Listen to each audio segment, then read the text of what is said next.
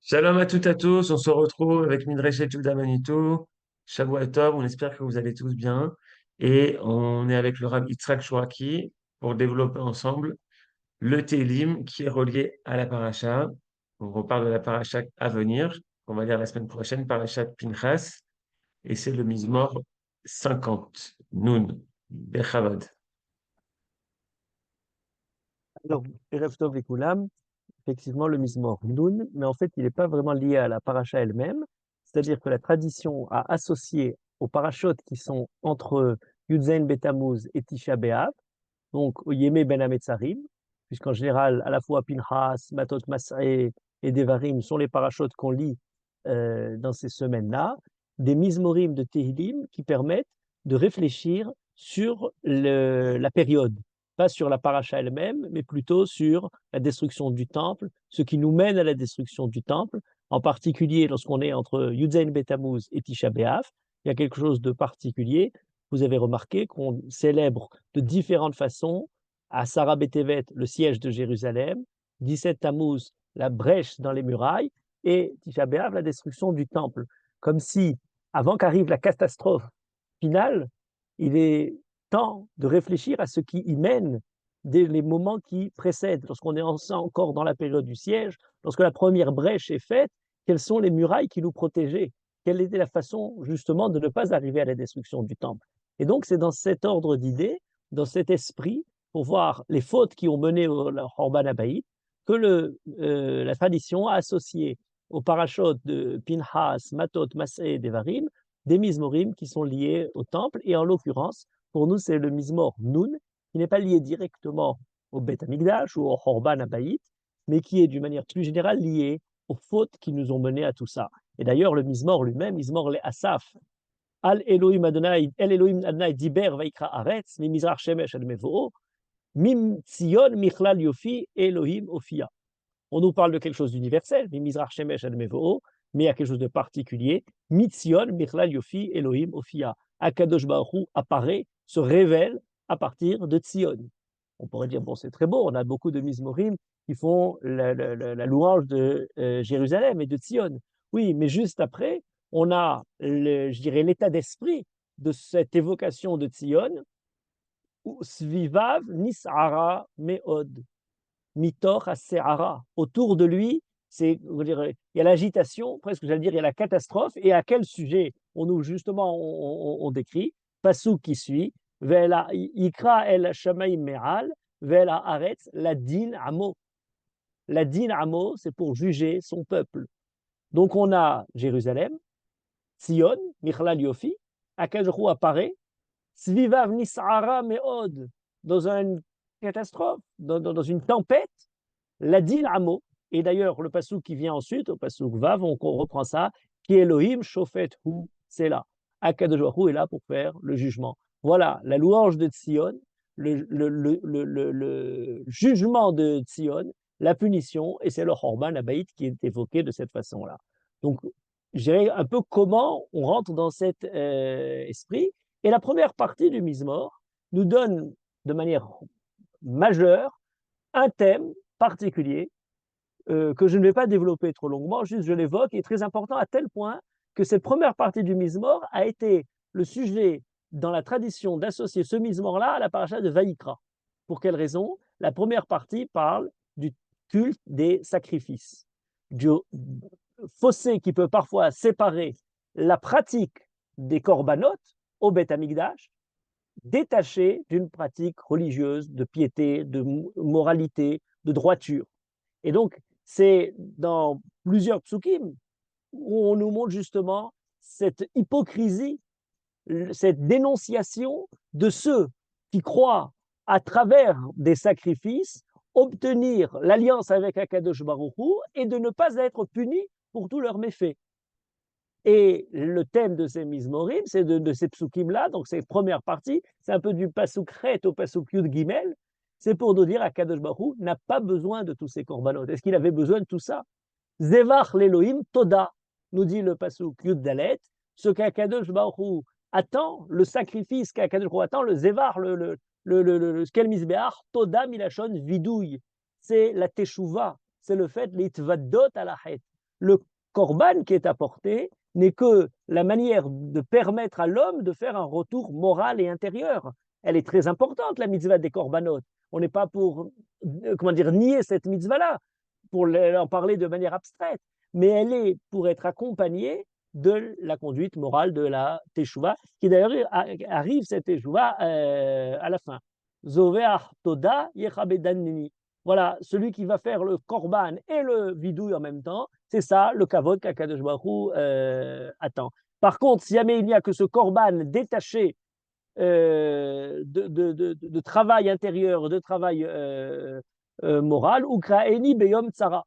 Akadosh Baruch Hu l'entend. Tu peux prier, dire à Akadosh Baruch Hu, dans ces moments de difficulté, je n'écouterai pas, puisque tu ne joins pas au korban la piété profonde. Amener un korban, s'il n'y a pas la kriya, la prière profonde et sincère du cœur, ne suffit pas. Voilà la première partie, je n'en développerai pas plus parce qu'il faudra en parler longuement. Simplement, comment dire, sur le problème des corbanotes eux-mêmes, c'est aussi lié bien entendu à la destruction du temple, puisqu'on sait par exemple que lorsque Ishaïa dénonce la fait de faire la pratique des corbanotes comme quelque chose de mécanique, comme s'il s'agissait, à travers le fait d'apporter des sacrifices, d'en finir sans avoir besoin d'avoir le côté intérieur profond. Et la deuxième partie de notre mise-mort est justement pour dénoncer les fautes morales. Et ça nous intéresse au plus haut point, parce que c'est grâce à ça qu'on réfléchit à ce qui demande à être réfléchi pendant cette période des Yemé Ben Hametzarim, du moment des Tsomot, etc. Et donc, on a, par exemple, lorsque on nous parle à partir du Pasuk Tetzaïn jusqu'à la fin du Mizmor, différents problèmes qui sont dénoncés. Par exemple, quelqu'un qui aurait, on va le voir plus longuement, la parole de la Torah, mais pas la conduite adéquate, qui étudie la Torah de manière, comment dire, presque par plaisir intellectuel, mais pas par devoir moral, une sorte d'hypocrisie selon laquelle on profane les paroles d'Akadosh Baruch Hu en étant, par exemple, nous dit Sanet Amoussar, Atas Sanet Avatashler Devarai Acharecha. Tu parles de Torah, mais tu t'éloignes de tout ce que la Torah t'enjoint de pratiquer. Suite des psukim, on a passé au Yudhet, Imraïta Gannav, Vatiretz Imo. Tu vois un voleur, Vatiretz Imo. Alors, ça a deux explications. L'un, Rabbi Avraham Ben Ezra l'explique en disant soit Vatiretz Minashon Ritza. Tu vois le voleur et tu cours avec lui, il t'entraîne à sa suite. Ou Vatiretz, tu n'as pas le cran d'aller faire toi-même des méfaits, mais tu as le ratson, tu aimerais beaucoup. Le ratson, d'ailleurs, certains ont vu dans la même idée que la Ritza. C'est celui qui court, qui a envie, même si Amir ne se déplace pas physiquement, qui est séduit par la conduite du vol, de la rapine, de toutes ces conduites morales. Et au-delà du vol, Verim Menaafim Helkecha. Avec les Menaafim, c'est-à-dire c'est le vol, mais dans le domaine des mœurs, la femme d'autrui, Menaafim, ceux qui cherchent à séduire et à prendre à tort comment dire, tout ce qui concerne la dissolution dans le domaine des mœurs, voilà ce qui est évoqué dans ce passouk-là. La suite continue en évoquant l'idée du Leshon Hara. Picha shalechta bera, ta parole est envoyée pour dire du mal, Leshon Hara, ou leshonecha tatzmid mirma, la tromperie. Teshev be'achicha tedaber, tu t'assois et commences à parler de ton frère, en sous-entendu de raconter les différentes, la rechilut, et sur ton frère, le Lashon Hara. Beven imecha titen dofi, tu te moques, tu es en train de diffamer le fils de ta mère. Voilà, la société qui est en train de se dissoudre. Et ensuite, le Mizmor se termine par différentes phrases de Tokrachot en laissant la voie ouverte vers la Teshuvah. Voilà plus ou moins rapidement les différents thèmes du Mizmor. Et beaucoup de Chachamim, suite à cette tradition d'associer le Mizmor, pas simplement à la paracha de Pinhas, mais aux semaines qui précèdent le Chorban Habayit, ont redécouvert tout le Mizmor, pasouk après pasouk, en l'approchant de la destruction du temple. Je vous en cite un, Rabbi Yehuda ben Moshe Haliwa, qui était un des grands Chachamim du Moyen-Âge en Espagne, de Tolède, qui a écrit un livre qui s'appelle Imre Shefer, de Pirushim sur la paracha. On n'a que le livre de Bereshit qui nous est arrivé. Dans la paracha de Lech Lecha, il consacre tout le Mizmor, pasouk après pasouk, pour parler du Chorban Habayit.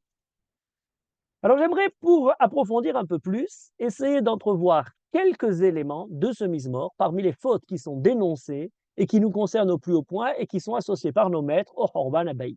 Et je commencerai par les derniers éléments que l'on a évoqués, à savoir le Lachon Hara et la faute qui concerne par la manière de parler, qui est évoquée à travers notre mise-mort de différentes façons et notamment en liant ça au Khorban Abaï.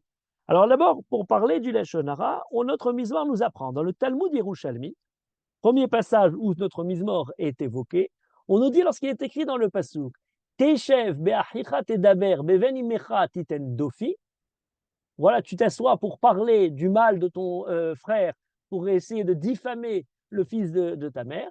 Rabbi Yochanan nous dit, Mi sheomer Lachon Hara, sofo kofer ba'ikar. Et ça, c'est très intéressant parce que ce n'est pas immédiat. Celui qui commence à parler du Lachon Hara finit finalement à médire, à profaner, à être kofer, barricade sur la Emouna d'Hachem de manière absolue. Très intéressant comme idée, parce qu'à priori, on pourrait dire le Lachon Hara, c'est quelque chose qui est entre les personnes. Bon, il fait du mal à droite, à gauche. Loin de lui de profaner le nom d'Hachem, loin de lui d'oublier la présence d'Akadosh Baruch Hu. Or, le Mizmor rajoute un pasouk après ce Teshev Be'achichat Tedaber, Binuna Zot Shocheche Eloah. Shocheche Eloah, ceux qui oublient Akadosh Baruch Hu. Comment parler entre tes amis, mais ce n'est pas une histoire d'amis, ce n'est pas une histoire de parler de son prochain. Parler de son prochain, c'est oublier qu'à part, alors on est de loin, il ne nous entend pas, oui, il ne nous entend pas, mais Akadosh Baruch Hu qui t'entend. Et si tu parles en croyant que ça peut rester impuni, c'est oublier la présence d'Akadosh Baruch Hu. Ça va d'ailleurs tellement loin que dans le Midrash, alors ça c'était le Talmud Yerushalmi, dans le Midrash, on rajoute cet élément-là et on pose la question, mais pourquoi il est écrit Teshev be'achicha tedaber beven imecha titen dofi, il y a ton frère, il y a le fils de ta mère, c'est pas exactement deux fois cette répétition. Amar Rabbi Yochanan, im irgalta lishoncha ledaber be'achicha she'eno ben umatecha, lebasov beven imecha titen dofi. Si tu t'habitues à dire du Lachon Hara, même sur celui qui n'est pas le fils de ta mère, de la mère entendez à travers M, Ima, Uma, de ta nation, de ton peuple, du Ram Israël, eh bien finalement tu vas t'habituer à dire et à calomnier aussi le Ram Israël. C'est très important cette idée, parce que dans le Chafetz Chaim, qui est le grand livre qui parle des lois du Lachon Hara, on nous dit non, il est écrit Lotelech Rachil Be'amecha. De là, le Chafetz Chaim écrit que Mina Torah, le Issour du Lachon Hara, ne concerne que Amecha, dans le Ram Israël. Or là, le Midrash, et tous nos maîtres le développent en disant c'est vrai ça, du Lachon de la Torah. Mais à travers ce Mizmor de Teilim, les Chachamim, dans le Talmud Yerushalmi, dans le Midrash Devarim Rabbah, nous rajoutent qu'il y a aussi du Lachon Hara pour toute créature. Dire du mal, c'est quelque chose de pervers indépendamment de la personne de qui on parle. C'est quelque chose qui finalement assombrit l'âme de celui qui parle par le fait même de parler. Et les Chachamim nous disent, alors c'est pas un Issour la Torah, c'est Issour Midarabanan, etc. Mais on l'a dit de manière pour l'expliquer. Le natif de Vologine diminue un peu l'idée en disant c'est pas pour Kol Bria, c'est pour ceux qui sont des guérim. Les guérim, on aurait peut-être une certaine facilité. C'est un étranger. On ne doit faire attention à, comment dire, à ne pas dire du mal, mais dire du guerre. Et donc, on aurait un midrash qui parle du guerre, et on aurait, d'après l'autre lecture, un midrash qui parle de toute la création, sur laquelle il faut parler de manière positive. C'est-à-dire, c'est très bien, tout ça, on pourrait parler très longuement du Lachon Hara, mais quel lien avec le Beth Amikdash? Quel lien avec le Khorban, puisque c'est ça notre perspective? Et là, il y a quelque chose de très intéressant qu'il faut remarquer, et que le Talmud nous mène à différentes étapes pour nous montrer les moments dans lesquels le Lachon Hara est ce qui a causé la destruction du temple. Je commence rapidement, avant la destruction elle-même. Dans le Talmud Masechet Kiddushin, on nous raconte comment, dans la déchéance des royaumes des Hashmonaïm, tous les Chachmei Israël ont été massacrés par le roi Yanaï Améler. Pourquoi? Parce qu'il y a une crapule, quelqu'un de pervers dans son nom même, Eliezer ben Pourera, Milachon Peor, qui a dit du mal en disant les Chachamim sont contre toi, les Chachamim te dénoncent, les Chachamim s'opposent au roi. Le roi ayant entendu cette diffamation, s'est mis à poursuivre les Chachamim et les a massacrés. Lorsque la Beth Amikdash, on nous dit pour le Khorban Abayit lui-même. On arrive au moment où on nous dit le Khorban Bayit Sheni, al Sinat Hinam Necherav. On nous dit oui, mais c'est quoi Sinat Hinam? Comment se manifeste la Sinat Hinam? à travers le Lachon Hara. Les différents groupes, la société étant totalement divisée en différents groupes, et chaque groupe, j'allais dire mixar, tous les différents mixarim de la société n'arrêtaient pas de dire du mal l'un vis-à-vis de l'autre. Et lorsqu'on a l'histoire bien connue de Kamsa et Bar Kamsa, alors on connaît l'humiliation, Bar Kamsa invité, etc., dans ce fameux repas où les Chachamim regardent l'humiliation sans le défendre, sans s'y opposer. Mais la fin de l'histoire, eh c'est que après avoir été humilié, il y a diffamation chez les Romains en disant les Juifs mardou Bakessar. Et c'est suite à cette parole, les Juifs se sont révoltés, que les Romains arrivent, et c'est comme ça que nos Chachamim expliquent la destruction du temple. Donc c'est le sinatrinam, comme ça ou bar comme ça, mais qui se manifeste à travers le Lachon Hara. Et peut-être le comble de toutes ces apparitions du Lachon Hara en liaison avec la destruction du temple, celle qui est peut-être moins connue, c'est la chute de Bétar dans le Talmud Yerushalmi, Masechet Ta'anit. On nous parle de Bétar qui est assiégé, avec Bar Korba qui défend Bétar et qui avait la force de défendre Bétar. Mais on nous dit, ce n'est pas simplement la force physique des soldats de Bar Korba, c'est aussi le srout de Rabbi Eliezer Amodai. Alors bon, il y a différents noms, est-ce que c'est Rabbi Eliezer Amodai ou pas, il y a différentes versions, mais enfin de ce grand chacham-là, qui est évoqué dans le Talmud, et c'est par ses prières, et c'est par son srout que la ville n'est pas touchée. Liaison des soldats et de chacham du tzaddik qui fait la tefila. Pour perdre la ville de Bétar, il y a un Samaritain, un Koutis, les Samaritains de mémoire Oni, toujours prêts pour attaquer le peuple juif, qui va diffamer Rabbi Eliezer Amodai devant Bar Korba, en essayant de faire croire que Rabbi Eliezer complote la reddition de la ville pour se rendre aux Romains, croyant que la bataille est perdue, alors que Rabbi Eliezer n'a absolument rien à voir avec ça. Bar Korba, entendant ces diffamations, tue Rabbi Eliezer Amodai. Et du coup, il n'y a plus le tzaddik qui défend la ville, et la ville tombe aux Romains. Le Talmud Yerushalmi nous raconte, sur la base d'une dénonciation injuste, la chute finale de ce qui a causé finalement la fin de la révolte du peuple juif. Et d'ailleurs, dans Masechet Gittin, on nous dit, on utilise le pasouk Beshot Lashon Tehabe de Sefer Iyov en nous disant Belashon Hara Nechevu Yerushalayim, Belashon Hara Necheva Betar, Belashon Hara Necheva Tur Malka. À chaque fois, ce sont des dénonciations. Ce sont des juifs qui causent la perte par le Lashon Hara, par la diba, c'est même pas la Lashon Hara encore quand c'est exact, par la diba, par la diffamation injuste, erronée, mensongère, la chute de Yerushalayim. Donc vous voyez que ce qui est écrit dans ce Mizmor est utile pour parler du Lashon Hara, mais le Maral va plus loin. Et nous dit, ce n'est pas simplement le Lashon Hara du moment de la chute historique, des étapes de destruction du temple, qu'à Bar Korba. Le Maral, dans Netzach Israël, au Perek Zayin, nous dit, mais c'est très compréhensible, puisque la base, le début même de la destruction du temple commence dans ce pleur des Meragelim, lorsqu'ils reviennent du désert, et le peuple juif pleure cette nuit-là, et vous pleurez Bechial et Dorot pour toutes les générations, sur le fait d'avoir dit du Lachon Hara sur le pays d'Israël. Le Maral nous dit le Chorban Abaït et la Gezerah sur les Meraglim, dont la faute était essentiellement basée sur le Lachon Hara. Et il explique d'ailleurs ça de manière un peu métaphysique. Le Maral qui suit son idée d'expliquer le fond, je veux dire, des concepts qui sont véhiculés par l'enseignement de nos maîtres, eh bien c'est très simple. Le Lachon étant le côté le plus spirituel de l'homme, le pouvoir évoquer, développer et répandre des idées, c'est la façon dans laquelle le nefesh de l'homme s'exprime. Eh bien, le Beth Amikdash, qui était dans ce monde-là une instance spirituelle et pas simplement des pierres, eh bien, c'est le Lachon qui peut détruire le Beth Amikdash. C'est par la force de la parole, lorsqu'elle est dévoyée, que le Beth Amikdash est détruit. Et il nous dit, c'est pour ça que la clé pour rentrer dans le pays d'Israël, c'est le Lachon Hara, et c'est les Meragelim qui sont là-dessus. Et de la même manière, il dit, c'est même plus loin que tout ça.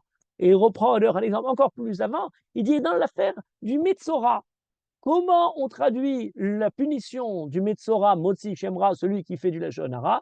Badad Yeshev Mihutz la Machane Moshavo.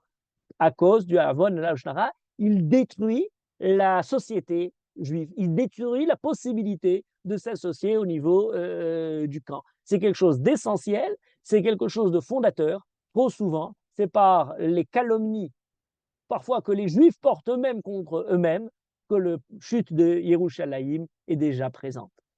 Et nos maîtres, dans l'étude de la Megillat Echa, rajoutent encore un point pour conclure l'importance de ce thème-là, nous montre que dans le Perek Bet, le Perek Gimel, le Perek Dalet, vous savez, c'est des suites de psukim qui sont avec le alpha bêta. Or, on a une inversion du P et du Ayin. Alors que normalement, d'après l'ordre des lettres, on devait avoir Ayin et ensuite P, on a là la lettre P qui précède la lettre Ayin. Pour quelle raison? Eh bien, dans l'ordre des choses, on a d'abord Ayin, la personne voit quelque chose, et ensuite parle, décrit la chose qu'il a vue. C'est normal, ce n'est pas quelque chose de nocif. Par contre, la calomnie vient du fait que Makdimim et P la Ayin, on parle d'abord de quelque chose avant même de la voir. On inflige, on impose à la réalité ce qu'on a envie qu'elle soit avant même de voir ce qu'elle est. La Metziut Amitit, ce que la personne voit, c'est la Re'ia, c'est ce qu'il aurait dû évoquer à travers le Ayin et ensuite pouvoir parler. Or là, il y a quelque chose qui est inversé sur par rapport à à cette évolution qui est encore l'explication du Lashon Hara. Vous allez me dire, le Midrash le ramène, mais alors pourquoi dans le Perek Aleph, c'est le Ayin qui est quand même avant le P. Donc là-bas, ça serait très bien, le Perek Aleph de Megillat Echa. Réponse, le Perek Aleph nous montre ce que ça devrait être. Voilà, ça doit être d'abord le Ayin et le P. Le Perek Bet, Gimel et Dalet nous montre la distorsion de l'ordre de l'alphabet pour nous parler de cette déchéance liée à la parole qui est dévoyée. Vous voyez que lorsqu'on lit dans le Mizmor, Teshev be'achicha tedaber, c'est expliqué à travers nos maîtres, je disais le Talmud Yerushalmi, pour parler d'une première faute grave, terrible, pour laquelle le Yerushalayim a été détruit. Je continue dans les autres fautes évoquées dans le Mizmor. Alors il y a beaucoup de fautes. Et il y a beaucoup de fautes qui sont d'ailleurs non seulement évoquées dans le Mizmor, mais même évoquées dans les raisons pour lesquelles le Khorban Habayit s'est déroulé. Vous savez qu'on a tous l'idée, alors on nous dit le Bayit Arishon, Nechrav, Al, Avodah Zara, Gilui Arayot et Shfichut Damim, ce sont les trois fautes capitales pour lesquelles le premier temple a été détruit, et le Bayit Sheni par la Sinat Rinam. Ça, c'est ce que tout le monde connaît. Sauf que c'est un passage de l'enseignement de nos maîtres. Dans Maseret Shabbat, on a par exemple beaucoup d'autres explications. On nous dit pour beaucoup d'éléments, Locharva Yerushalayim est là, et on nous donne toute une série de raisons. Par exemple, Locharva Yerushalayim est là, Bishvil Shehileluba et Shabbat. Et on a même un pasouk pour justifier la gravité de la profanation du Shabbat. Lorsqu'on nous dit, Yehezkel le Navi dit, Umishabbetotai he'limu enehem va'echal betocham. Ils ont profané le Shabbat et à travers la profanation du Shabbat, va'echal, Akadosh Baruch Hu lui-même est devenu Poulin, a été lui-même profané. Alors le Shabbat est mis de cette façon-là. Rabbi Avou, vous voyez, je vais voir une série et on ne les évoque pas assez souvent. Rabbi Avou nous dit non. Chez le Charva Yerushalayim et la Bishvil, chez Bitlu Kiryat Shema Shachrit ve'Arvit. Rav Amuna Omer, chez Bitlu et Tinokot shel Bet Rabban. Oula Omer, chez Lo Ayalaem Boshet Panim Zemizé. Ça, c'est très important. On nous dit, pour ne pas avoir lu le schéma le matin et le soir, pour ne avoir empêché les enfants d'aller étudier à l'école. Oula nous dit, il n'y avait plus de Boshet Panim Zemizé. Boshet Panim, c'est quelque chose de très important. Vous savez, c'est ce qu'on appelle chez nous la Hashuma, un peu la honte, l'inverse de la Chutzpah, l'inverse de les gens qui vous disent, ah, moi je suis dougri, je vous dis tout, non, il ne faut pas tout dire. Boshet Panim, c'était une bracha, l'une des plus belles brachas. Lorsqu'on voulait décrire quelqu'un pour dire qu'il avait toutes les qualités, c'est quelqu'un qui avait Boshet Panim. Boshet Panim, ça voulait tout dire. Lo charva Yerushalayim, chez Lo ayalahem Boshet Panim. Et on nous donne d'ailleurs des applications de ce manque de Boshet Panim. Rabbi Yitzhak nous dit, chez Ushvu Katan Vegadol, Boshet Panim, c'est garder le respect pour différentes hiérarchies, pour les anciens, pour ceux qui sont plus hauts que nous-mêmes. Rabbi Hanina Omer, chez l'Ochichuzedze, c'est très intéressant d'ailleurs. Chez l'Ochichuzedze, c'est formidable. Au lieu de se mêler, de chacun faire des remontrances, parfois on a l'impression qu'on excelle dans le sport de savoir faire des otochachot à droite et à gauche. Non, chez l'Ochichuzedze, de façon véritable. De façon véritable, c'est par amour pour le prochain et par délicatesse, la façon de réfléchir comment faire une tochera. Il y a tout un ensemble de lois qui sont liées à ça. Lorsqu'on n'a plus de bochet de panim, eh bien les choses se déroulent et il n'y a plus personne pour arrêter comment dire, les mauvaises choses qui se font. Et d'ailleurs, Rabbi Yehuda continue et nous dit le Harva Yerushalayim, et là chez Bizouba Talmidei Chachamim. Ça revient un peu à Sheushvu Katan Kegadol, mais dans le domaine de la Torah en particulier. Et vous remarquerez qu'une des luttes les plus importantes qui existent à toutes les époques, et particulièrement dans les époques de grandes difficultés, c'est la lutte qui est faite pour essayer de dénigrer les chachamim, pour essayer de porter atteinte au prestige qu'ont eu toute l'histoire de ceux qui nous ont permis de vivre et de continuer à porter la Torah. Ce sont nos maîtres, les chachamim, les rabbanim, et vous avez de droite ou de gauche, incessamment des attaques qui leur sont portées. Et c'est comme ça que Rava rajoute, pas simplement Bizouba Talmidei Chachamim, il faut oublier que Talmidei Chachamim, ce n'est pas simplement la connaissance de la Torah, c'est la pratique et la conduite morale chez Pasku Mimena Anshe Amana. Et peut-être ça dit tout, peut-être ça résume l'ensemble de toutes ce qui a été dit précédemment. Pasku Bab Anshe Amana. Anshe Amana, c'est dans le sens de Emouna, de droiture, Emouna, Yadav Emouna, de solidité, quelque chose de fixe dans le sens de la Torah, mais bien entendu, c'est ceux qui ont véritablement la Emouna. Avoir véritablement la Emouna, c'est être un Ish Amana, c'est-à-dire quelqu'un dont la parole est exacte, dont la parole est juste, dont tout ce qui est fait constitue la présence d'Akadosh Baruch Hu. Anshe Emouna Avadou. On évoque à chaque fois le manque de Anshe Emouna. Voilà le Talmud qui nous évoque différentes raisons pour lesquelles le Khorban Abaït est fait. Et vous verrez que dans notre misoir, on a aussi différentes raisons. Alors, je ne vais pas toutes les prendre, mais j'en prends deux en particulier, ou en une en particulier, mais qui évoquait deux, d'évoquer tout à l'heure. La gneva, le vol, et Mena Afim, le niouf. Il est très intéressant. Pourquoi? Parce que c'est à travers le vol et le niouf, le vol et la dissolution des mœurs en prenant la femme d'un autre, que nos maîtres évoquent le moment particulier de la crise du Khorban Abaït.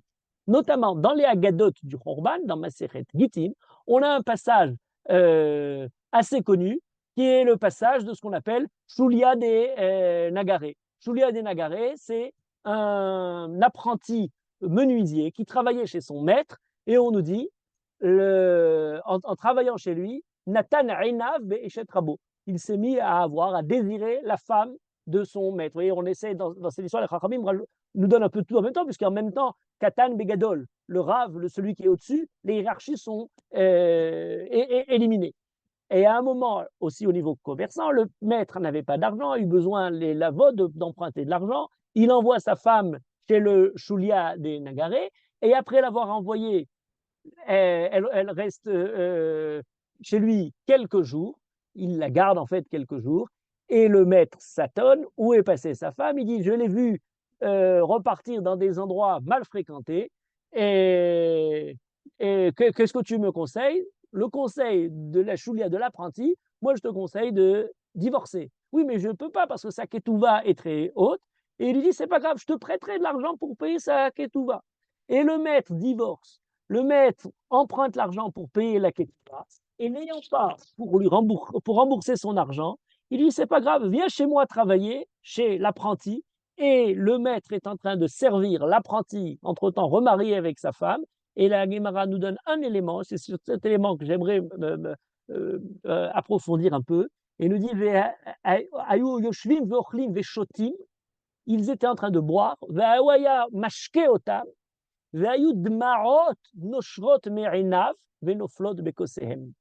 il y avait des larmes qui coulaient, des larmes du maître, qui coulent, devenus serviteurs, dans les verres de ce Shulia et de la femme, Val Otasha'a, Nechtam Gezar Dino. Et c'est sur cette heure-là que le Gezardin, que le décret du Khorban a été fait. C'est une histoire terrible et qui a différentes retombées. On le retrouve de différentes façons dans le Talmud pour nous parler de l'hypocrisie ou de ceux qui se perçoivent comme étant très justes. Au contraire, il va aider, il donne des conseils, etc. Mais en fait, derrière tout ça, c'est la cupidité, le désir, tous les défauts les plus terribles. On nous dit à propos, d'ailleurs, l'image du kos, c'est une image qui revient beaucoup, puisqu'on a à propos l'otatoru achare levavchem v'achare einechem, le Talmud nous dit Al yeshte adam bekos ze veiten einav bekos acher. Et l'image du kos, boire dans un verre et penser à un autre verre, est une image pour parler du rapport de l'homme et de la femme. Rachi nous ramène des histoires incroyables. Par exemple, un personnage qui revient, qui n'est pas évoqué directement dans le Talmud, mais dont on parle, Nathan de Tsutsita, une histoire presque analogue à celle de Shulia de Nagare. Nathan de Tsutsita, qui est quelqu'un de riche, qui s'est épris d'une femme mariée, dont le mari est très pauvre et qui n'a pas d'argent pour payer, pour subvenir à tous ses besoins. À une époque, je vous le fais rapidement, c'est une histoire qui est racontée dans le Sipur Yafé Mea Yeshua, qui est un livre de Rabbi Nathan de Kérouan, qui ramène des midrashim plus anciens et qui fait 3 pages. Mais en tout cas, le mari qui n'a pas pour payer différentes dettes est amené en prison et reste là-bas, comment dire, dans une situation insalubre où petit à petit sa santé se détériore et s'ayant tant détérioré, il n'a plus rien. Et le seul espoir qui lui reste, c'est que ce Nathan de Tsutsita puisse donner de l'argent à sa femme. Et il dit, ben alors peut-être que ce serait mieux qu'elle aille, comment dire, au moins pour survivre, en allant chez Nathan de Tsutsita et se remettre à lui. Bon, c'est très long, il y a tout un tas de déboires, la femme ne veut pas, le mari ne veut pas, enfin bon, etc. Fin de l'histoire, elle arrive chez lui, elle est prête à se donner, mais elle lui fait une sira de moussard, un hamoud entier, dans lequel elle lui dit, d'accord, tu peux prêter l'argent, et pour cet argent-là, je me remets à toi. Sauf que sache, en donnant cet argent, tu as fait une grande mitzvah pour sauver la vie d'un juif. Mais en continuant comment dire, à essayer de prendre, de me prendre et d'essayer de dérober une femme à son mari, eh bien, tu perds tout ton olam-haba en 1 minute et c'est fini. Tu ne seras plus gardé pour quelqu'un qui a fait du philanthrope, mais au contraire, inverse.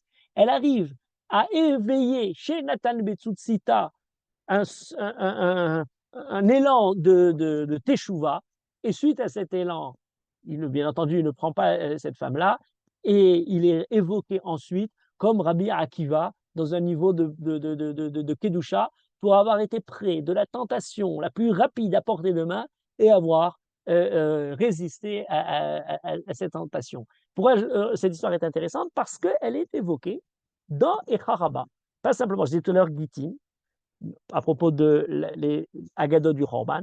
Or, dans Echaraba, on nous donne la clé d'un peu toutes ces histoires-là. Et la clé est intéressante.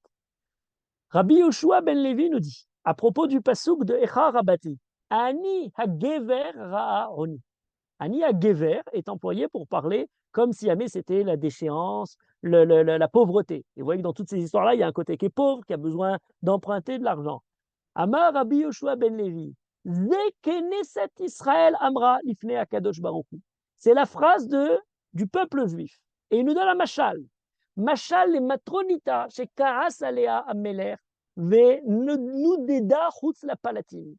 Le roi s'est fâché avec elle et il l'a renvoyée de son palais. Alcha de Kitstapanea Achoramud, donc elle est fâchée, il est fâché, il ne veut plus revoir sa femme. On a toujours l'image de la femme, Almana, Bogedet, dans les relations du peuple juif et d'Akadosh Baruch Hu. Elle n'a plus droit de rentrer, elle se rapproche malgré tout en se cachant, se voilant la face pour ne pas qu'on l'identifie, et elle commence à évoquer et à dire du bien malgré tout, à essayer de dire des zrouillottes pour cette femme-là, pour au contraire se faire que le roi la reprenne en pitié. Et qu'est-ce qu'elle lui dit?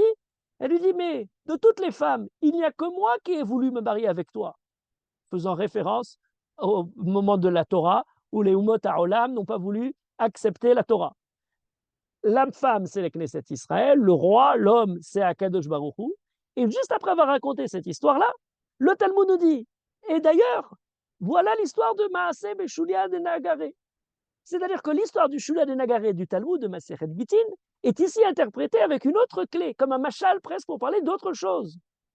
Ashku gever ou beto ishvena halato. Le Rav, le maître, c'est Akadosh Baruch Hu. La femme, c'est Knesset Israël. Et le Shulia, c'est les nations qui ont dérobé à Israël le lien qu'ils avaient avec Akadosh Baruch Hu. Le moment dans lequel Shulia essaye de séduire le peuple juif, la femme, pour qu'elle s'éloigne de son mari, Akadosh Baruch Hu. Mais c'est lu aussi d'une autre façon.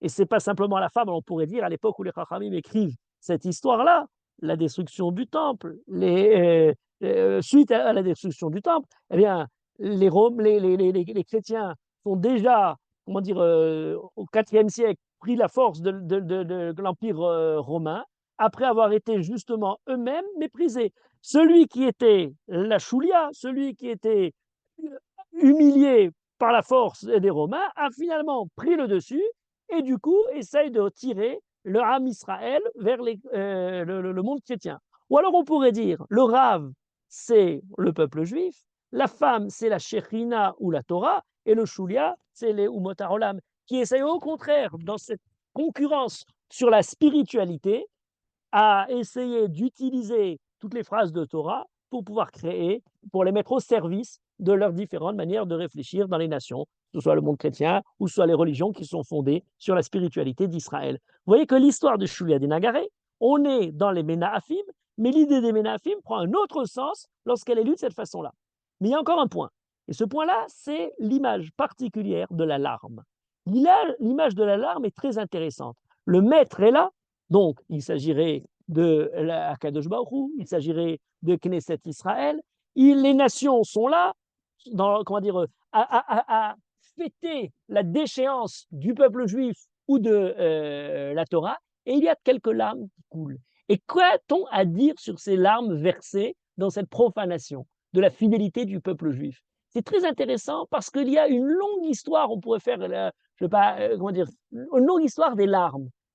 Que dire des larmes dans les grands fracas et grandes catastrophes de l'histoire? Souvent, d'ailleurs, ça a été fait pour essayer d'interchanger les rôles et d'essayer de s'apitoyer sur l'enfant. Lorsque on a une vision totale, j'allais dire totalitaire de l'histoire, par exemple Hegel, les larmes d'un enfant n'arrêtent pas l'histoire, peu importe les larmes. Les larmes, ce ne sont pas pour ces larmes-là d'une injustice pareille, de l'infidélité, de ce choulia des nagarés par rapport à son maître, qu'Akadosh Baruch Hu va prendre en compte pour détruire le temple. Ensuite, ça a un peu changé. Par exemple, on a justement, à propos de la mort de l'enfant, alors j'en évoque maintenant parce que vous allez voir comment c'était entièrement retourné par André Neher, dans Les Frères Karamazov, Dostoïevski nous raconte la mort d'un enfant. Il y a un chapitre très célèbre qui s'appelle Rébellion, où il y a la confrontation entre d'un côté Ivan, le libre penseur athée, contre Alyosha, le chrétien.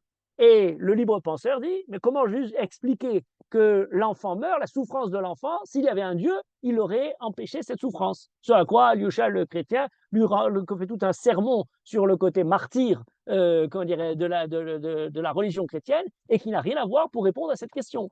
Question qui revient ensuite. Vous avez la fameuse phrase, tout le monde l'a connue dans La Peste de Camus, le docteur rieux, impuissant devant l'enfant malade qui va bientôt mourir, aucune cause ne peut justifier les larmes de l'enfant torturé.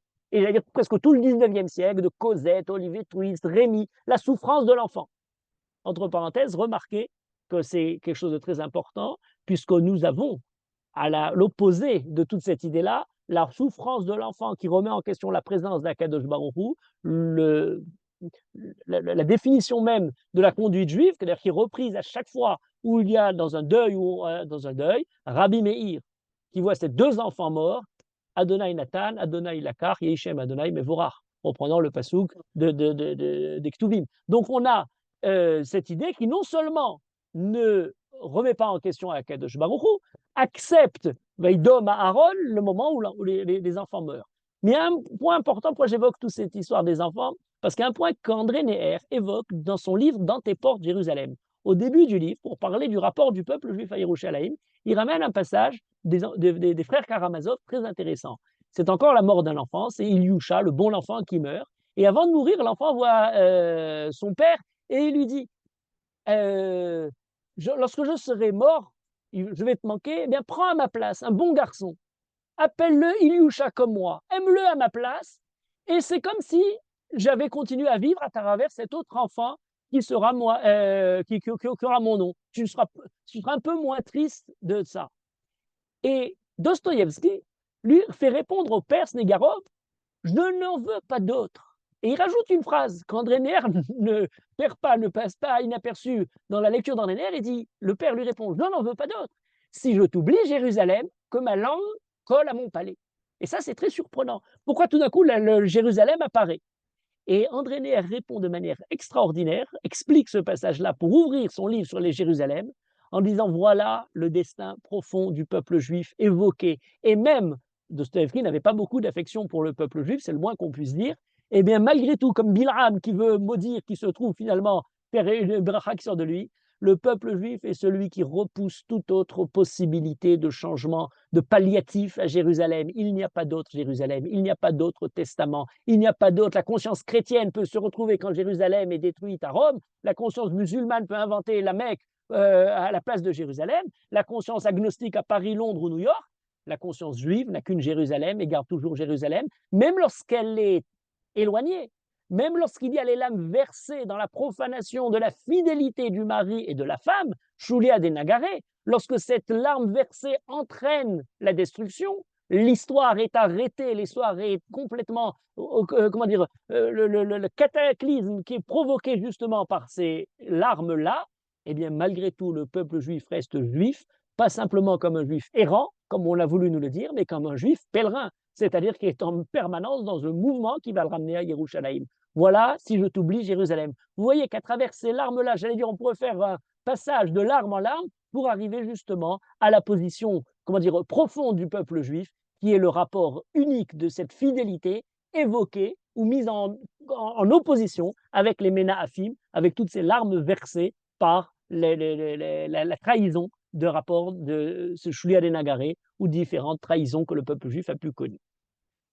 Mais le Mizmor de Tehilim continue avec encore un autre élément important et pour nous qui nous rapporte une autre sorte, j'allais dire, de trahison, peut-être plus intime, pas comment dire, vis-à-vis des nations, mais à l'intérieur même du peuple juif et qui se retourne évidemment des nations. Vela Racha Amar Elohim, Malecha les saper Hukai, Vatissa Beriti Ale Pir. Voilà ce que dit la dénonciation d'un pasouk, de ce Mizmor-là, pour nous parler de l'hypocrisie de celui qui est Messaper Hukai, qui parle des lois de la Torah, qui d'un côté semble répéter et parler beaucoup de ce que dit la Torah, mais qui est un rachat, qui ne les applique pas, qui les bafoue dans sa conduite.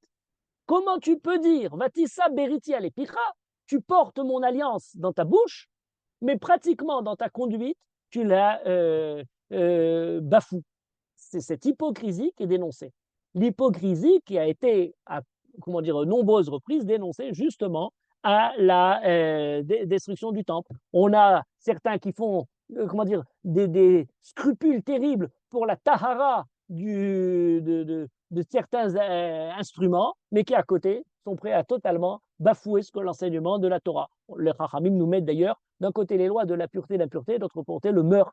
On a fait attention à ce que le couteau ne soit pas rendu impur, mais on n'a pas fait attention à ce que ne pas avoir tué celui qui a été blessé par ce couteau. Le Radak, dans son commentaire sur Tehilim, nous dit c'est la manifestation de ceux qui étudient, Veinam Osim. Il étudie sans pratiquer, qui est plus grave que celui qui est franchement rachat et qui ne parle pas de Torah. Parce que celui qui étudie et qui ne pratique pas, il a l'impression, aux yeux des hommes, d'être quelqu'un de pur, quelqu'un de juste. Il peut apporter un enseignement qui va finalement dévoyer tous les autres. Celui qui ne fait rien, eh bien, il est tellement loin qu'il va probablement un jour se réveiller aux yeux d'Hachem, aux yeux des hommes. Il est plus proche de faire teshuva. Mais ceux qui ne font rien, il est loin de la teshuva et il risque au contraire de faire du Hilul Hashem et de faire haïr la Torah par les autres, par sa conduite. Comment la Torah l'intéresse alors qu'il est totalement aux antipodes de la conduite de la Torah. D'ailleurs, les Chachamim nous font un diouk. Ils disent oui, mais là il est écrit Velaracha Amar Elohim, Malecha les saper Hukai. Les saper, c'est raconter. Il n'est pas écrit l'ilmod Hukai. Et là, on a une certaine opposition en disant oui, mais malgré tout, si quelqu'un est un mécréant, il ne faut pas arrêter d'étudier la Torah. Il faut quand même étudier. Maor Sheba Torah Yachaziram la Mutav. Et il faut faire une différence entre ce qu'il doit étudier la morale, du moussard pour le rapprocher, du fait de faire fanfaronner avec les saper rouka, y aller enseigner la Torah quand il n'a pas sa conduite exacte.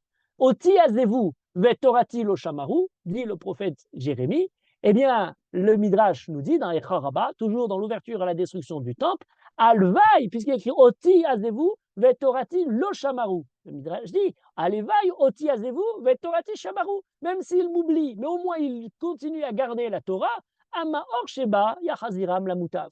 Et à travers l'étude de la Torah, même si c'est quelqu'un qui ne pratique pas encore, eh bien, par l'étude, petit à petit, on peut le ramener. Bien entendu, il faut choisir la bonne étude, qui sera une étude qui le met sur le chemin de la Torah. Et là, par contre, c'est différent. Là, on nous parle de l'ilmod, à la différence de les saper hukai. Raconter la Torah comme une histoire, comme une culture, comme quelque chose qui est quelque chose d'intellectuel, simplement minasafa velachutz à l'extérieur, sans s'engager, eh bien, n'est pas quelque chose qui peut la ramener la moutave.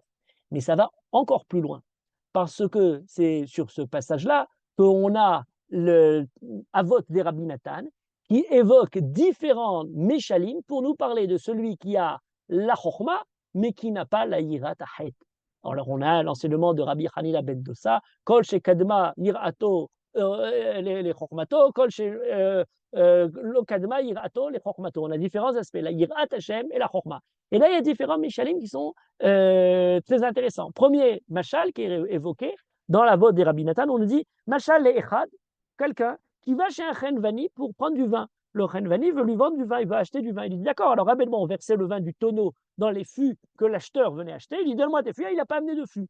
Il vient acheter de l'huile. Donne-moi ton instrument pour ton ustensile à remplir d'huile. Il n'a pas. Le vendeur lui dit tu n'as pas d'ustensile à remplir et tu voudrais prendre du vin ou de l'huile. La connaissance, la chokhmah, eh bien, c'est ce qu'on peut remplir. Oui, mais l'ustensile qui permet de la garder, eh bien, c'est la yiratahet, c'est la pratique, c'est la conduite. Et le Midrash continue en disant la racha amar, malecha les saper hukai. Comment tu veux venir demander à parler de Torah si tu n'as pas la valeur morale de la conduite de la Torah? D'ailleurs, dans Masechet Souka, on nous dit que ce Mizmor Nun était le Mizmor qu'on lisait à Sukkot, le Yom Sheni de Chol HaMoed Sukkot au Beth Amikdash. Pourquoi? Eh bien justement, pour essayer de faire de la morale à tous ceux qui sont venus festoyer dans la fête avec le Chol HaMoed et pour les ramener à faire Teshuvah. Vous voyez que c'est à la fois dans la destruction du temple qu'on évoque ce Mizmor, mais aussi dans des moments plus joyeux où il faut aussi apprendre à ce moment-là à faire Teshuvah. Et le Talmud, dans Masechet Sanhedrin, nous rapproche ça encore de deux personnes terribles, où le divorce de l'étude de la Torah par rapport à la pratique religieuse, par rapport à la morale, s'est ressenti de manière tragique.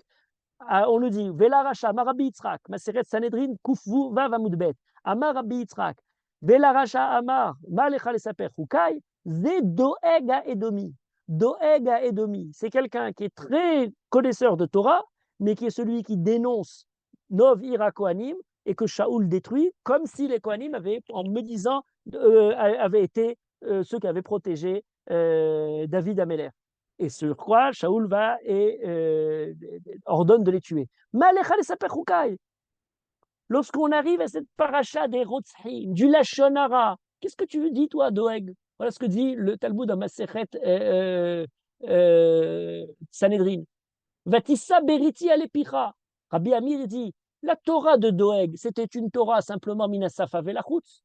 Il a été gadol batorah et achzar et baal kin'a. C'est quelque chose de terrible cette phrase. On peut être gadol betorah, mais achzar et baal kin'a. Voilà, entre les différents idiototes, chez Enlem Helek le Olam Haba, Doeg et Edoni. Et on nous rajoute, on est d'ailleurs, Doeg et Achitophel, encore un autre, qui avait de la Chokhmah. Il n'avait pas la véritable Chokhmah de la Torah. Il ne savait pas l'ifsok halacha. Très intéressant comme idée. Les Chachamim nous disent, Ayou mekul kalim bemidoteen. Il n'avait pas la conduite morale. Et c'est parce qu'il n'avait pas la conduite morale, c'est très intéressant. Le fait d'étudier pour appliquer la Torah, eh bien, c'est lorsqu'on étudie pour savoir quelle est la halacha. Lorsqu'on voudrait étudier simplement pour faire de belles élucubrations intellectuelles, on nous dit il avait arba meot she'elot bemigdal apore arba vir. Migdal apore arba vir, c'est quelque chose qui n'a aucun fondement, qui est totalement comment dire, sans aucune assise. Et il n'a pas réussi de ces 400 questions à en élucider une seule pour savoir la halakha. Il ne savait pas les halot, les salek, al shem ateta, aliba deil cheta. Parce qu'il est écrit Sod Hashem lireaf et il n'avait pas de Yirat Shamaim. Voilà, une étude qui reste simplement quelque chose d'intellectuel, sans engagement au niveau des midot, au niveau de la conduite, est quelque chose de totalement perdu. Et dans Masechet Chagiga, c'est le lieu du débat entre Rabbi Meir et, Elisha ben Abouya. Très intéressant. On a, lorsque Elisha ben Abouya commence à mal tourner, à devenir Acher, Rabbi Meir continue à essayer d'apprendre différents enseignements. Et Acher continue à enseigner à Rabbi Meir ce qu'il avait appris de son maître, de Rabbi Akiva, etc. Et on a des idées très intéressantes. Parce qu'il lui dit par exemple la chose suivante. Il est écrit Gamedze, Leumatze, Asa Elohim. Dans le livre de Kohelet, on nous dit Akadosh a fait Ze Leumatze. De quoi s'agit-il? Alors Acher pose la question à Rabbi Meir. Rabbi Meir, il lui dit tout ce qu'Akadosh Baruch Hu, il a fait quelque chose qu'Enegdo. Il a fait des montagnes, il a fait des collines, il a fait des mers, il a fait des fleuves. Ce à quoi répond Rabbi Akiva, Acher, en disant Rabbi Akiva, ton maître, n'a pas expliqué comme ça. Il a dit Ze keneged ze, Akadosh a fait des tzadikim et il a fait des Rechaim. Il a fait le Gan Eden et il a fait le Gehinnam. Chaque chose, il y a deux aspects. Un aspect pour chacun qui est dans le Gan Eden et un aspect qui est dans le Gehinnam. S'il est tzaddik, il prend sa part dans le Gan Eden et la part de son Chavero dans le Gan Eden. Et si c'est un rachat, il prend la part de sa part du Gehinam et la part du Chavero Begehinam. Très intéressant comme discussion, comme débat entre Rabbi Meir et Acher. Pour Rabbi Meir, il y a comme une sorte de symétrie dans le monde de la nature. Des montagnes, des collines, des mers, des fleuves, etc. Pour Rabbi Akiva, il semblerait que c'est une symétrie dans l'olam du Nefesh. Pourquoi Rabbi Acher veut l'enseignement de Rabbi Akiva? Parce qu'il aime cette explication, qui lui dit qu'en fait, il y a des tzadikim et des Rechaim, comme si Akadosh Baruch Hu avait fait aussi les Rechaim. Il y a une place aussi pour lui. Et c'est pour cette raison-là que Rabbi Meir ne veut pas évoquer cet enseignement de Rabbi Akiva. Il veut enseigner de manière plus exacte à travers les Harim, Gevarot, Yamim, Neharot. Sauf qu'il y a un problème. Et tout ce que je viens d'expliquer n'est pas clair pour une raison très simple. Pourquoi est-ce que Rabbi Meir explique Zé, les Zé, Asa, Elohim, en nous donnant des exemples de choses qui ne sont pas des oppositions? Quand on disait Tzadik, Racha, Ganeden, Gerinom, eh bien, c'est des antithèses. Alors qu'on dit des montagnes et des collines, la mer et les fleuves, ben, c'est pas une chose et son contraire, c'est du même registre. Il aurait dû dire, si vous voulez parler de la nature, au lieu de parler de la morale, il aurait dû dire à quel quoi fait le jour et la nuit, les montagnes et les vallées. Pourquoi est-ce qu'il ramène du même ordre Jésus? Voilà la question qui me demande d'être posée. Et c'est à travers cette question qu'on comprend le fond de ce débat. Acher n'a pas compris le fond de l'idée de Rabbi Meir. Il n'a pas voulu évoquer des contraires avant leur réunion, des contraires qui sont désunis, mais au contraire, il a voulu montrer le produit de l'union d'une chose et de son contraire. Voilà, il y avait la montagne et la vallée. Eh bien, quand la montagne et la vallée sont rassemblés, eh bien, ça donne une petite colline malgré tout. Il reste quelque chose dans laquelle celui qui est montagne et celui qui est déjà dans sa déchéance peut être réélevé, rehaussé, même s'il n'arrivera pas au haut cime, il arrivera malgré tout à être une certaine givra. Rabbi Meir lui parle d'opposés lorsqu'ils se sont déjà réunis, et de la même manière, s'il y a tzaddik et rachat, et à travers l'influence du tzaddik et le rachat, il arrive justement à tirer le rachat un peu vers quelque chose qui le ramène, eh bien peut-être tu n'arrêteras Acher d'être rachat, tu deviendras Givra si tu n'es pas déjà haute montagne. Voilà deux Mishalim chez Rabbi Meir, qui sont les deux d'ailleurs complémentaires. Dans le montagne et la colline, c'est le rapport de deux choses opposées. À propos de la mer et du fleuve, il y a quelque chose d'autre. On aurait pu dire aussi la mer et la terre sèche. Mais là, il y a quelque chose de plus intéressant. Le fleuve, c'est que entre mer et terre sèche, deux opposés, on n'a pas fait la synthèse des deux, comme pour la montagne et la vallée. Mais sous la terre, il y a aussi des sources, il y a aussi des ruisseaux qui sont là et qui attendent justement de devenir fleuves. Il y a différents éléments liquides qui sont en train de couler, même dans des terres qui semblent arides. Eh bien, en sous-sol, il y a quelque chose. De tout ce que tu as crois être acher, déjà totalement desséché, il y a encore en toi un peu de Torah. La preuve, c'est que Rabbi Meir reste pour écouter ces bribes, cette eau qui continue à couler dans les tréfonds de l'âme de Acher. Voilà ce qui est très important. Et d'ailleurs, on pourrait développer ça encore plus en disant, donc là, c'est plus simplement la synthèse des deux, l'agrégation des deux, mais c'est de dire à Acher, il y a quelque chose encore de positif qui pourra se jeter finalement dans la mer, tous ces fleuves qui coulent dans la terre desséchée de Acher, mais il y a quelque chose d'autre, c'est de nous dire, Kenegdo, lorsque Akadosh a fait Zé Asa Elohim, eh bien, on a l'image de la montagne et l'image de la colline qui sont dans un autre midrash, là on l'a lu cette semaine à propos de Bilham, qui mirosh surim erenu ou migevarot ashurenu. Et une des explications du midrash nous dit roche surim, le haut des montagnes, et les gevarot et les collines, c'est pour parler des avot et des imaot. Et dans ce cas-là, à quel point fait les harim et les gevarot, il a fait les montagnes, les avot et les imaot. Et c'est pas Léoumadze comme on a Kenegdo en opposition, mais Kenegdo contre lui, à proximité de lui, proche à lui, les avot et les imaot, en symbiose, qui ont donné le Ham Israël.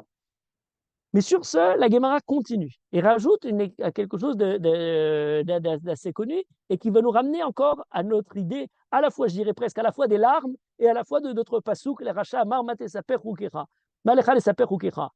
Acher et Rabbi Meir sont ensemble, Acher est sur un cheval et c'est le jour du Shabbat. Le cheval est symbole de son éloignement de la Torah. Il arrive à la limite du troum du Shabbat où Rabbi Meir peut aller même en étant à pied, il ne peut pas dépasser. Et Acher dit à Rabbi Meir, retourne en arrière, tu ne peux pas continuer avec moi.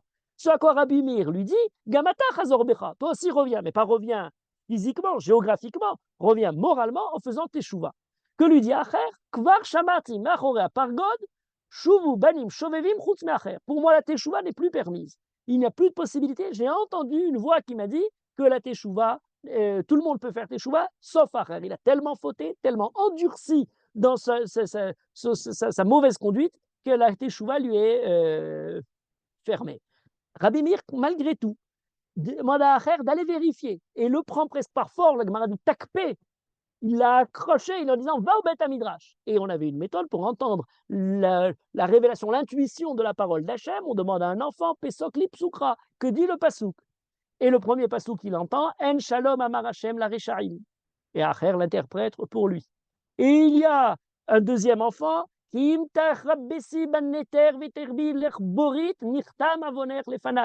si tu te laves avec tout le savon possible pour enlever ta faute restera entachée. Et il va dans 12 maisons d'études, 12 écoles différentes, et dans chacune, les psukim qui lui sont évoqués sont les psukim qui le repoussent, qui l'éloignent. Il arrive à la dernière école, et la dernière école, il entend quelqu'un qui lui cite notre Mizmor, le Mizmor Nun. Vela Racha Amar Elohim, Malecha les Saper Hukai. Et la Gemara nous dit, oui, mais ce pasouk-là a mal été prononcé. Lorsque l'enfant l'a prononcé, c'était un enfant qui ne parlait pas de manière exacte, il était un peu comme hésitant, megamgem, et au lieu de dire Vela Racha Amar Elohim Ale Saper Hukai, il a dit ça assez rapidement, et l'autre a entendu Velelisha Amar Elohim Alecha Le Saper Hukai. Il a entendu le de Racha, Elisha. Il se met en colère, et il dit à ce moment-là, comment le pasouk parle d'Elisha de Matt directement. Car, alors il y a deux versions, une version Kara, les Tinok, les Yudbet Ratirot, il l'a tué en 12 morceaux qu'il a envoyé au 12 Bet Midrash. On a comment dire, un antécédent du Tanar là-dessus assez terrible. Il y a une autre version qui dit, si j'avais en moi une épée, je l'aurais tué. On se dit, mais pourquoi est-ce que ce dernier pasouk était tellement terrible? Tous les psukim étaient des psukim des rachats qui empêchent de faire teshuva. Et la réponse est la suivante. Même pour Acher, la teshuva était encore imaginée dans le pas comme une teshuva morale, mais au moins pour étudier la Torah. Le fait de dire Vela Racha Amar Elohim Malecha Lesaper Hukai, c'est quelque chose d'impossible. Même lorsqu'il était tellement éloigné de la conduite, de la teshuva, de ce qui est de la Torah et des mitzvot, imaginez vivre sans l'étude de la Torah, même pour Acher, c'était quelque chose d'insupportable. Même lorsqu'il a perdu, il continue à avoir la Torah, pas dans ce qu'il faut, puisque le Passouk le dénonce, mais à ses yeux, lui dire il ne peut pas étudier la Torah, eh bien, même sans sans la pratiquer, c'est quelque chose terrible. Mais la Midrash continue et nous dit oui, mais ce n'est pas tout ça. On a aussi la fin de Acher, comment il meurt. Et là, c'est très intéressant, parce qu'on a d'abord, alors avant d'arriver à la fin, encore quelques éléments. On nous parle justement de celui, Elisha ben Abouya, qui nous parle de celui qui a étudié la Torah et qui n'a pas des Maasim Tovim, ou celui qui a étudié la Torah et qui a des Maasim Tovim. Alors on nous dit, Elisha ben Amoel, c'est dans Avot des Rabbi Nathan, le moins connu, puisqu'on connaît en général plutôt Maseret Avot, mais dans Avot des Rabbi Nathan, Elisha ben Abouya nous dit la chose suivante. Alomet Torah Arbe, Veyesh lo Maasim Tovim Arbe, Domelema. Alors il y a plusieurs images. Première image, c'est quelqu'un qui met pour construire des pierres d'abord et ensuite des briques. Les briques sont faites de manière artificielle. Et de cette façon-là, les briques risquent d'être emportées par l'eau, mais comme la pierre est solide, elle ne sera pas emportée par les pluies. Alors que celui qui étudie, mais qui n'a pas des Maasim Tovim, il met d'abord les briques et ensuite les pierres. Un petit peu d'eau fait fondre ces briques et finalement tout est soulevé. La pierre est celle qui représente la conduite solide, profonde, les Maasim Tovim, et c'est ça, c'est le soutien de la Torah, qui est comme les briques, la production, l'intellectuel de ce que l'homme peut avoir. Le Acher continue et donne Elisha ben Abouya encore une autre enseignement. Celui qui étudie sans avoir les Maasim Tovim, qui est Sid Chatouar à la Vanim. Pardon, celui qui étudie avec les Maasim Tovim, Sid Chatouar à la Vanim. Il enduit ses pierres et donc même la pluie ne fera pas fondre les pierres. Alors que celui qui étudie sans avoir les Maasim Tovim, il essaie d'écrire du Sid al Gabé Levenim. Prédit, celui qui étudie qui n'a pas les Maasim Tovim est comme un verre qui n'a pas de pied pour le soutenir. Tant qu'il l'attrape, ça va, tant qu'il est dans l'intellectuel en train d'étudier. Mais dès qu'il le lâche, le verre tombe et toute la Torah se répand. Par contre, celui qui a les Maasim Tovim, c'est le pied, c'est le socle qui permet à ce verre de reposer. Celui qui a la Torah et qui a les Maasim Tovim, a à la fois, là je crois que c'est la plus belle des images, est comme celui qui est sur un cheval et qui a en même temps les rênes pour diriger ce cheval. Et donc, lorsque le cheval court et avance, il ne va pas tomber. Alors que celui qui a la Torah, il n'a pas les Maasim Tovim, il n'a pas les rênes. Les Maasim Tovim sont les rênes qui permettent de diriger la connaissance. Je crois que c'est une très belle image. Il y a beaucoup, sur la connaissance, à l'image de le côté impétueux de la course du cheval. Voilà ce qui était évoqué. Et le Pasuk, Velaracha Amar, Elohim, Alecha le Saper Hukai, décrit donc l'hypocrisie d'une connaissance qui n'a pas de Maasim Tovim. Mais au moment de mourir, il y a quelque chose de final. Dans le Talmud Yerushalmi, on nous dit la chose suivante. Rabbi Meir, il était parti voir Acher au moment même sur son lit de mort. Et il lui dit, voilà, tu vas mourir. Est-ce que ce n'est pas le moment de faire tes chouvas avant de mourir? Au moins fais tes chouvas. Acher lui répond, et si maintenant je fais tes chouvas, et kabel? Rabbi Meir lui répond, Kashev enosh at daka at dichducha shel nefesh mekablim. Et le Midrash nous dit, et le Talmud Yerushalmi nous dit, Beotashara bacha Elisha veniftar vamet. Il a versé des larmes, et dans ces larmes-là, il est mort. Et Aya Rabbi Meir Sameach, alors que c'est celui qui l'a enseigné de la mort de Acher, Domé shemitor teshuva niftar Rabbi. Voilà les larmes de Acher. Ça n'a pas suffi parce qu'on nous raconte ensuite que Acher a d'ailleurs une période, on n'a pas fait rentrer tout de suite au Gan Eden, pas tout de suite au Gehinam, parce qu'il avait d'un côté la connaissance de la Torah, de l'autre côté des actions perverses qui chacun tirait d'un côté, jusqu'à ce qu'après il y a eu de longs moments, jusqu'à ce que finalement Rabbi Meir Chesay et Rabbi Yochanan ensuite arrivent à ramener Rabbi Meir et à ce que même le Shomer à Pétar a eu peur de Rabbi Yochanan et a permis à récupérer Acher. Voilà ce que nous dit la Gemara sur un passage très important qui est justement le problème de la perversion de la conduite lorsqu'il y a la Torah. Or, on sait très bien que lorsque le temple a été détruit, on nous dit que lo harva Yerushalayim al el alma al emidu dinam al din Torah, sur une étude de la Torah stricte qui n'essaye pas de voir comment la Torah arrive à obtenir le but final de ce que Akadosh Baruch Hu attend de la Torah, la conduite morale. Il y a une connaissance qui n'est pas accompagnée de Torah. Mais je crois le dernier pasouk sur lequel j'aimerais terminer toute cette étude de notre Mizmor, Ve Sam Derer Erenu Beyesha Elohim. Voilà ce que le Télim nous dit et qui s'explique de la façon suivante. Ve Sam Derer, celui chez Sam et Libo, celui qui fait attention, c'est là où on nous demande de faire Teshuvah, celui qui fait attention, Mechaven la lechet bederech nechona, sam derer, il fait attention à son chemin, ar enu beyesha Elohim, il aura la protection d'Akadosh Baruch Hu, la Yeshua d'Akadosh Baruch Hu. Vesam derer est écrit avec un sin. Et donc, Vesam derer, sam libo, est employé par la majeure partie des commentaires. Le Targum Yonatan l'explique différemment. Il dit Yatzde. Yatzde, il explique le Sam derer comme s'il était écrit Vesham derer. Milachon Shemama. C'est-à-dire qu'il détruit son Yetzerara. Vesham derer, celui qui met tous ses chemins de Yetzerara. Il est au début, quand il parlait de Zevar, il parle de l'Achriv et Yetzerara, il est chochet de son Yetzerara. Mais le Talmud, dans Maseret Moed Katan, rajoute un autre élément. Et il dit Kol Hasham Or Chotav Roe Be'Yeshuat Hashem. Il ne dit pas Sam derer, et là Sham. Sham milachon, la shum, shuma, shamay, celui qui évalue. Kol hasham orchotav, celui qui évalue, qui fait attention à toute sa conduite, Yireh beresha Elohim. Et Rabbi Yanaï explique en disant, il a un élève qui, tous les jours, était en train de lui poser la question, mais le jour tous les Shabbats, sauf le Shabbat du Régel. Pourquoi le Shabbat du Régel? Parce que le Shabbat du Régel, il y a beaucoup de personnes qui viennent étudier la Torah, c'est les fêtes, tout le monde est libre, et là, disposé à étudier la Torah, et il ne veut pas poser une question à son maître qu'il ne puisse répondre et qu'il soit humilié devant l'ensemble des gens qui sont là. Donc, il lui posait la question discrètement à la fin du cours, mais pas devant tout le monde. Et il dit, sur cet élève-là, Rabbi Yanaï disait, des Sham derer erenu be'isha Elohim. Des Sham, il a la sensibilité à évaluer quand il faut poser ou quand il ne faut pas poser la question. Rachid explique en disant Ve Sham orchotav, milachon shamim. Il évalue, Vemechachev, Sechar mitzvah, keneged efseda, ou Schar avera, keneged efseda. Comment on est passé de Sam derer à Sham derer?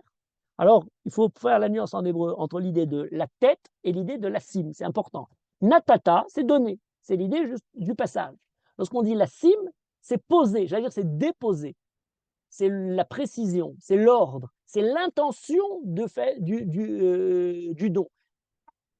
Où le poser, à qui le donner, comment le donner, tout ça est évolué dans la cime. Et donc là, il écrit, mais Sam derrière, celui qui fait attention à son chemin, eh bien, c'est très facile de dire, c'est quoi la cime? Eh bien, c'est la choum, c'est d'essayer justement d'évaluer. Très souvent, lorsqu'on nous dit Altikre Sam et la Vishim, c'est le même idée qui était déjà inclus dans la lecture première. Rabbi Abraham Ben Ezra, au passage, a une autre lecture et dit, c'est Milachon, Vayasimu Vayaskilu, dans le Navi Ishaïa, où la sim parle de le côté intellectuel, l'Askil Bederech Yeshara, celui qui a la connaissance. Mais dans le livre Imre Shefer, dont je parlais tout à l'heure, Rabbi Moshe Rabbi Yehuda Halawa, qui dit à tout notre mise mort sur le Chorban à Baït, et bien il dit non, Vesam Derer, Lo Harva Yerushalayim Ela Mipne Shidanuba Din Torah, Velo Lifnin Mishurat Adin, Vesam Derer, comme il est écrit, Ele Mishpatim Asher Tassim Lifnehem.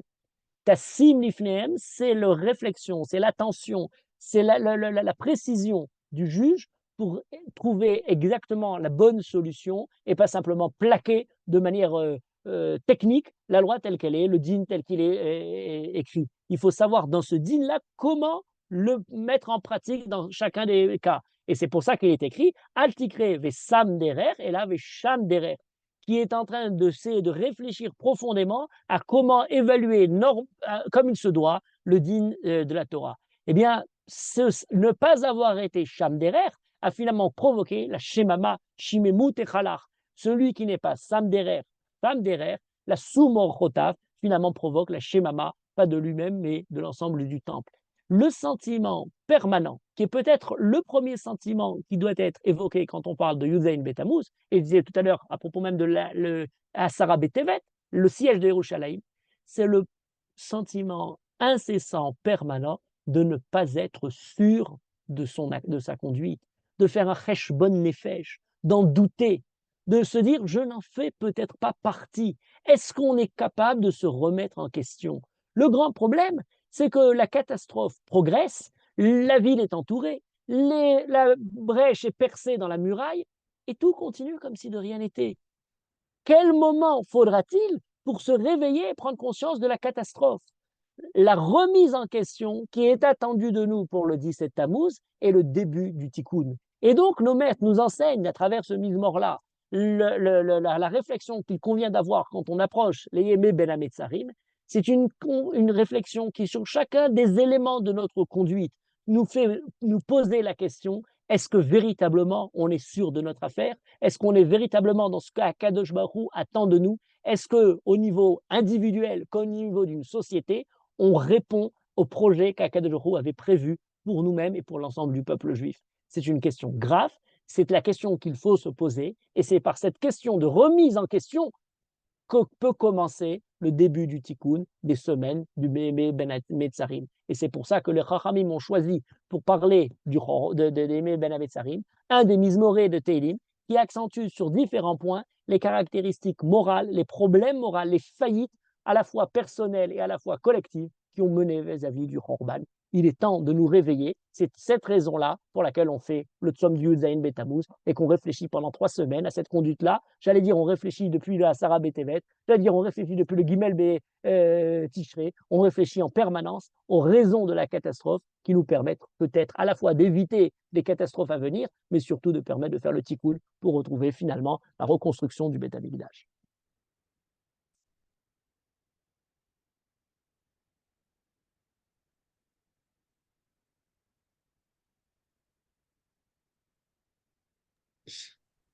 Toda Rabba, merci beaucoup.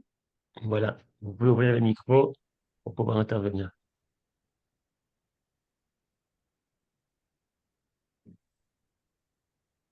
Merci beaucoup, Rav Shoraki. Comment se fait-il qu'on les Haramim aient décidé que ce Shiva Asar Betammuz vienne juste après la paracha Pinchas? Il arrive que le 17 Tammuz soit après Matot Masré. Non, après Matot Masré, je ne crois pas. Il y a le devoir doit être toujours que Devarim précède le Tisha B'Av. Et donc, donc on doit avoir Devarim et Tisha B'Av. On a de manière exceptionnelle certaines années où Matot Masré sont partagés.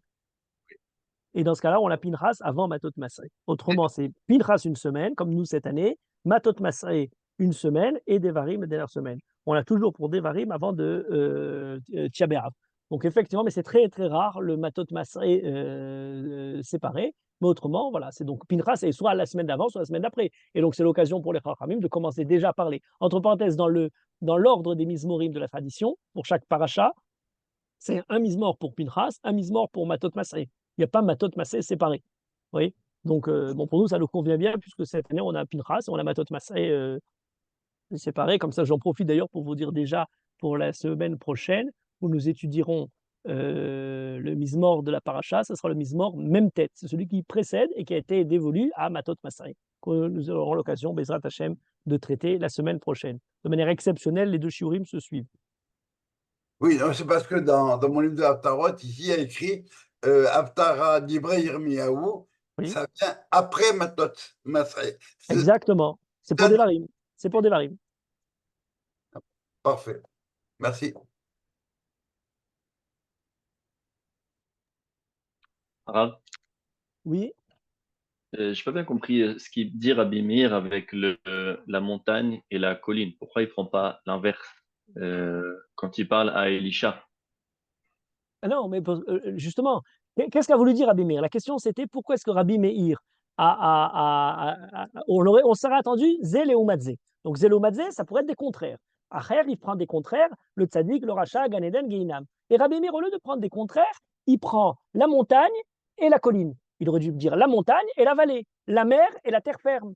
Il aurait pris la mer et les fleuves. Réponse, Rabbi Meir n'entrevoit pas les opposés en tant qu'éléments distincts, mais il emploie les deux opposés lorsqu'ils se sont déjà réunis. Il y a d'un côté la montagne, on s'attendrait à voir de l'autre côté l'opposé, c'est la terre, la vallée. Il dit oui, mais cette vallée, quand elle était très, comment dire, ce précipice, quand on le fait la composante du précipice et de la montagne, on la réélève un peu, il devient une colline. Rabbi Meir veut dire, si moi c'est la hauteur de la Torah, enfin si le tzaddik, le chacham, et Acher c'est celui qui est dans la déchéance, dans la vallée, s'il s'accroche à Rabbi Meir, eh bien on pourra faire à eux deux une moyenne. Et dans cette moyenne-là, il pourra devenir colline. il lui donne déjà l'espoir. Ça, c'est le première image. Deuxième image, au lieu de dire la mer et la terre sèche, il dit la mer et les fleuves. Pourquoi les mers et les fleuves? C'est que même lorsqu'il semble que la terre est une terre sèche, oui, mais sous l'eau, sous la terre, il y a différents ruisseaux. Donc même toi, tu crois être l'opposé de la mer, c'est pas vrai. Tu portes en toi encore des traditions de Torah, tu portes peut-être une Torah clandestine, dont mon rôle est de te permettre d'arriver justement à la mer, à se rattacher à la mer. Donc il lui donne déjà un espoir, au lieu de présenter les deux éléments séparés. Et pourquoi Acher avait préféré ces deux éléments séparés? Mais parce que ça lui permettait de donner une sorte de légitimité à sa position à lui. Moi je suis le rachat, toi tu es le sadique, et puis c'est fini. Non, Rabbi Meir dit il n'y a pas d'existence de Zé Léon Matzé lorsque celui qui se trouve du bon côté n'essaye pas de récupérer celui qui est de l'autre côté. C'est le rôle de Rabbi Meir qu'il a essayé toute sa vie de pratiquer vis-à-vis de Acher. Toda Rabba, mais quand même, à propos de Acher, toute cette fissa, sa vision, on a l'impression qu'il a de la émouna, c'est-à-dire oui, j'ai entendu mais à Pargod qu'il s'est passé ça et ça, c'est-à-dire il a toujours la émouna à Kodosh Baruch Hu, mais on a l'impression qu'il se condamne lui-même. C'est vrai, c'est vrai. Ça comment dire, ça n'enlève pas à sa conduite. Au contraire, même, ça ne fait que rajouter, que renforcer sa conduite. Il a à la fois la connaissance de la Torah, il a à la fois la conscience qu'il y a quelque chose dessus qui va le juger, et malgré tout, il continue dans sa perversité. C'est d'autant plus grave. On se serait attendu à quelqu'un duquel on dit il n'a plus de teshuva pour lui, et qui dit malgré, il n'y a plus rien, etc., et bien je fonce dedans. Quitte à me perdre, je n'attends pas qu'on me permette, j'arrête de faire, et bien d'accord, quelqu'un me jugera mal, je ne fais plus le mal rien que parce que je ne veux plus le faire. Là, il y a comme du donnant-donnant. Ah, puisque je ne suis pas récupéré, donc je continue à faire du mal, ça ne le récupère pas. Merci.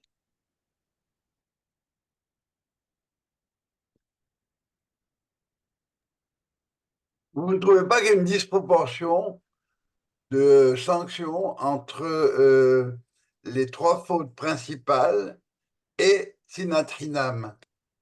On pourrait dire bien sûr que Sinatrinam va amener aux trois fautes, mais ça n'a pas encore été fait, quoi.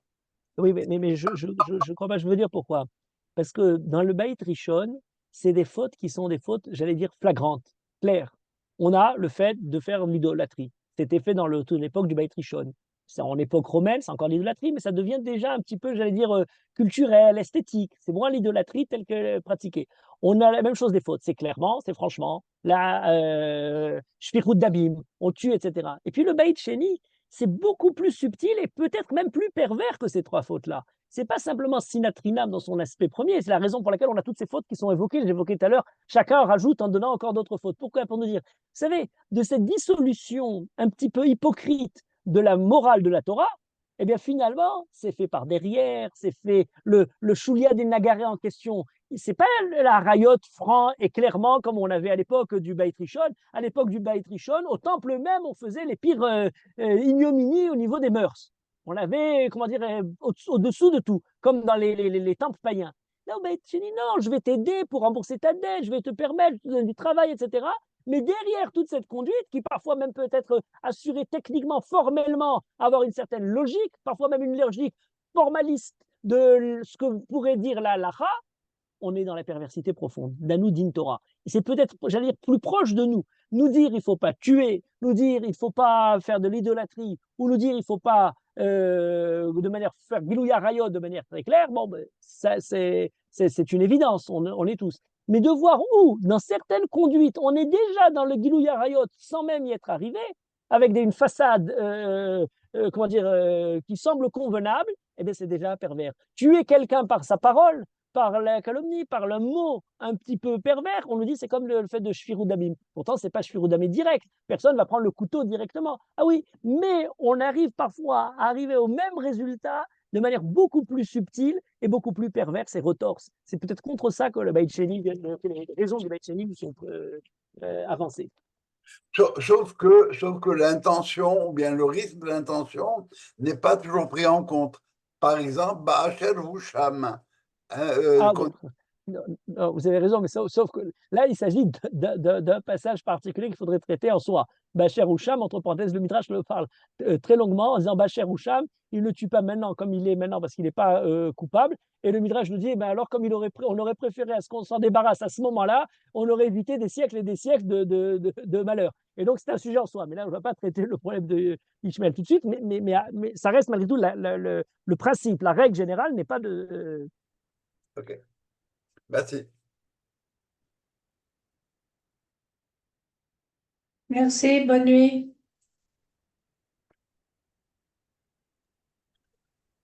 Ça Yep. va. Ah,